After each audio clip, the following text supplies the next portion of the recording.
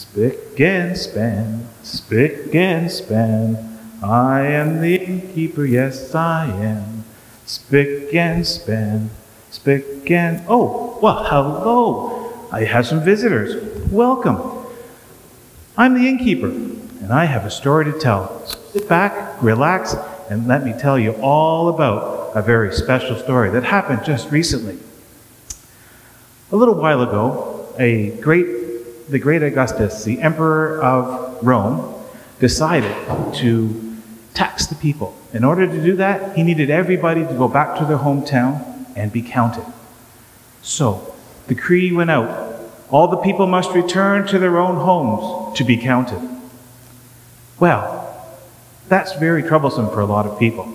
Reason being is some people had to travel long distances in rough areas, in tough weather, just to get back to their hometowns.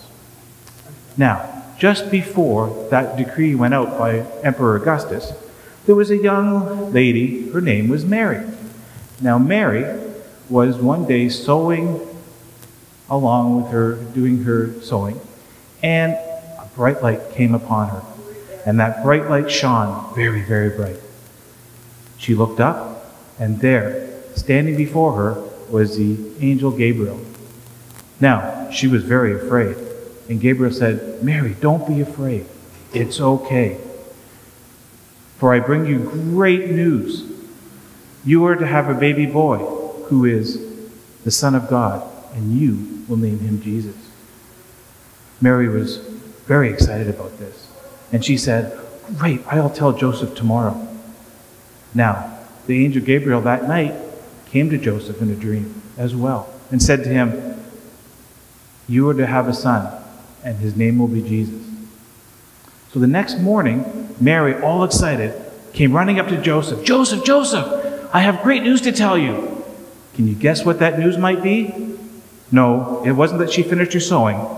It was that she was with child, and that she was going to have the Son of God, Jesus. They were both very excited, and that was a wonderful thing. Now, months had passed, and it was about time they were going to have to take a journey. The journey was to Bethlehem. That's where Joseph was from. And remember how I said they had to be counted. So they were going to have to take this long journey from Nazareth to Bethlehem. But Mary was very pregnant by this point. So Joseph had an idea. He thought, why don't I bring a donkey along? And that way, if Mary gets tired, she can ride on the donkey, and I can lead the donkey along. So off they went, through hill and dale, towards Bethlehem. Now, when they got to Bethlehem, and they were looking around, there was many, many people, hundreds and hundreds of people all over Bethlehem. In fact, all the rooms were taken. There was no places. My inn was booked solid. It had been booked solid for months. Well, I felt kind of sorry for this man and this pregnant lady. So I said, the only thing I have left is my stable. You're welcome to use that for the night so you can take a rest. And it's a good thing I keep it really clean. That night, under a lamp, the baby Jesus was born. Now, in the fields, there were shepherds. And when the shepherds had gathered all their flock, they sat by the campfire. Well, they saw a great light in the sky, and angels and archangels were all around them. And the angel Gabriel came down and said, be not afraid. You need to go into Bethlehem to see the king that has been born. So they picked up their staffs, and I have a staff right here, because they left it here when I was cleaning. They picked up their staffs, they brought their sheep, and they headed down to Bethlehem to see the baby Jesus, the new king. Well, just before all this was taking place, there was some wise men that were living in the east. And these wise men would study the stars. Well, one night they saw this bright, bright star. It was so bright, it was so much brighter than the other stars. And they decided, and they learned, that this star was a symbol of a new king being born. So they thought, we need to find this king and pay homage. So what they did was they packed up all their stuff under the camels, and away they went to find this new king. And as they got into closer to Bethlehem, they met up with King Herod because they figured that's where this new king would have been. And King Herod had heard rumors about this, but he wasn't sure. So the wise men explained who they were and what they wanted to do. And Herod said, when you find this king, you come back and tell me, because I'd like to meet him as well.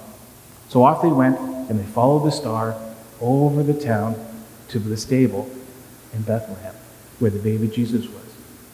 And when they got there, they gave them gifts of gold, frankincense, and myrrh.